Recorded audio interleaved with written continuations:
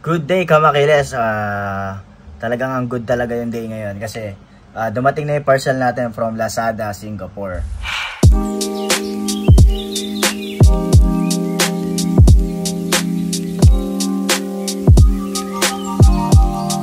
So nag-purchase nga tayo ng ilang items, no, or bike accessories dito sa kilalang kilala na brand naman syempre, ang Rock Bros or Rock Brothers kamakiles. Kilala nga sila sa quality na mga product o mga item nila and sa abot kaya syempre kamakiles. Order tayo ng rear light and syempre yung front light kamakiles. So mamaya papakita ko sa inyo isa-isa yan, i-unbox natin ng mabilis lang at tignan natin kung ano mga specs yan at yung mga pag ginamit na natin at bibigyan din tayo ng reviews kamakiles. So tara, unbox na natin. So ito na nga kamakiles, unahin na natin yung rear light kamakiles, no. Ayan. Rock Brothers or Rock Bros rear light. So syempre i-unbox natin kamakiles. Unang pakita natin ay so naka-bubble wrap nga pala ito kamakiles pag umorder kaya dito sa Lazada sa Singapore. Dito kamakiles sa Singapore, no, talagang maingat sila sa mga parcel, no kamakiles. Talagang walang magiging damage yung items mo or parcel mo pag dumating sa'yo. So tara, sa mabilis na unbox. So pag-buksan natin yan, syempre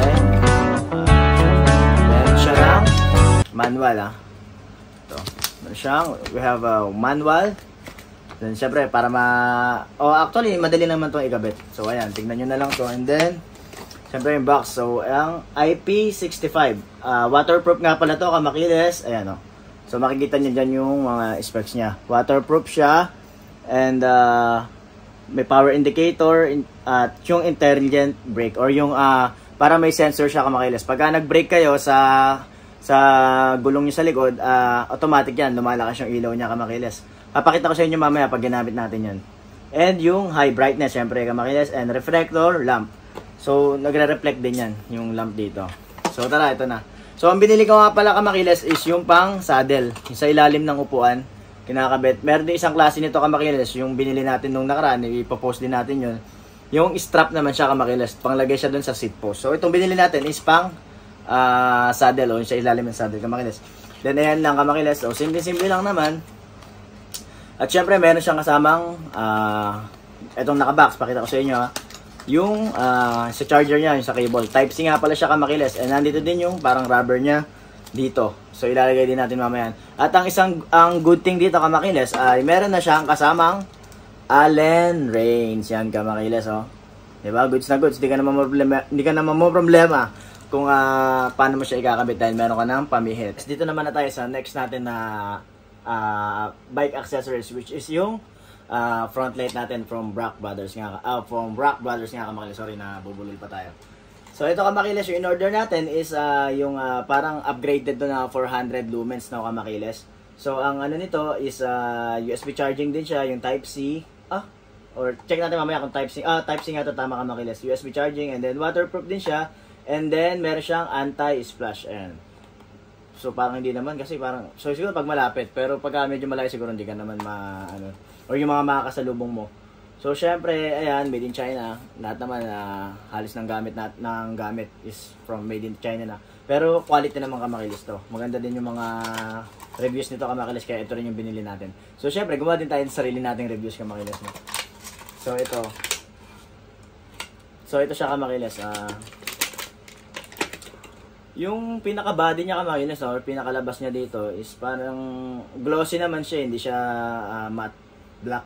So RHL 400 or yung lumens niya kamakilis, no? And then medyo mabigat siya kamakilis. At ayan nga, type C siya kamakilis, no? So pag gagamitin niyo to is long press and then try natin isang press. So isang press, parang ito na yung 400 lumens niya kamakilis. Tapos yung unang long press mo, parang yun yung siguro mga mababa or 150 o 200 or 250 na lumens or yung lakas niya kamakiles, no? So ito yung 400 lumens and lakas kamakiles. So i-press pa natin ng isa kamakiles. So wala na siya, yun lang kamakiles. Dalawa lang yung ano niya kamakiles, yung option niyo sa ilaw. And then ayan, quality kamakiles, maganda. Sa abot kayang halaga. So dito sa Singapore, ang price nito parang nasa magkano ba? $24 or $1450. So, i-times nyo na lang sa 41. So, yun. Sa Pilipinas, sa atin, di ko alam kung magkano to. Pero, I'm pretty sure, mga nasa 500 plus lata to or 600. Di ko alam, parang mas ganun. So, ang kasama nga palang strap nito is yung, ito.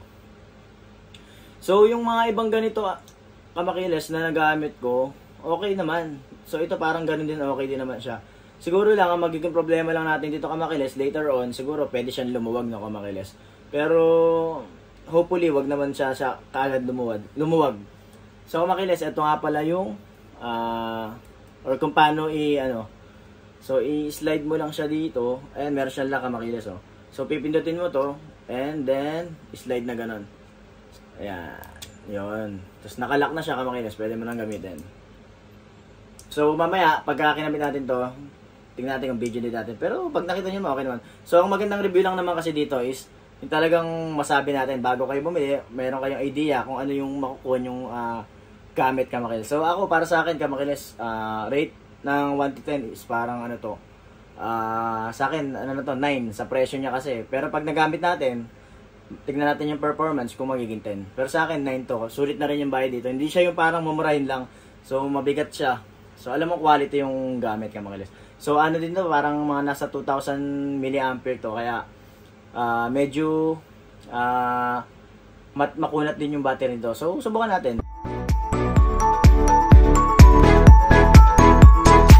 Ito nga pala yung dalawang bike natin kamakiles. No? Isang Dahon route na 7-speed and yung stock natin din na Dahon Boardwalk B7 sa mga. So ito mga gamit kamakiles, dito muna natin nilalagay sa dahon natin, or boardwalk natin kamakiles. So, unahin natin lagay itong red light kamakiles. Siyempre marami pa tayo pinili ibang pyesa or accessories, mag-upgrade din tayo ng mga pedals. So syempre ito muna, unti-unti mapapalitan. So ako wala naman akong balak palitan dito ng marami kamakiles. Ito lang talaga, medyo kailangan palitan yung pedals para mas smooth yung galawan ng kamakiles o yung takbuhan. So yun lang, ako wala naman akong balak ipalitan dyan kasi sulitin muna natin kamakiles. So tara, kapit natin kamakiles. Pakita mo dito. So ayan, nilagay ko na rin nga pala yung parang rubber niya dito. And then, so hindi pa kasya, luwagan pa natin. So yan kamakiles, okay na siya. So kailangan nyo lang timplahin kamakiles para pantay yung pagkakasarado nyo o yung higpit niya kamakiles. Para siguradong hindi malalaglag yung accessories natin. So yun, pwede mo na higpitan pagka make sure na pantay siya kamakiles para maganda tignan. And nakita nyo dito, make sure na pantay yung ano niya, gap or yung magkabilang both side kamakiles. Pwede nyo lang itodo yung pagkakahigpit niyan. Hindi naman todo na halos mga lost thread na. So ito, bigyan nyo na yung pinakahigpit niya para sigurado tayo na hindi siya malalaglag or hindi siya lumuwag kamakiles. So ayan na-install na natin, then try natin. 1, 2, 3, 4, 5. 4 choices kamakiles ang meron ka. So pakita natin kamakiles yung sensor niya kamakiles, no? Tingnan mo. So try natin dito. I look at you and it's easy to see. Tingnan mo kamakiles. You are that someone I've been trying to meet. I got your number, won't you pick up the phone?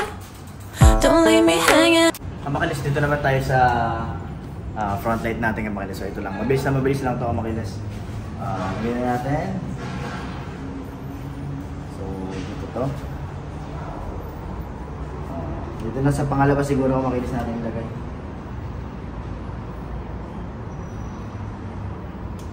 Pangalawa lang. Para maganda yung higpit niya. And then press lang natin to. Ayun lang, bilis lang.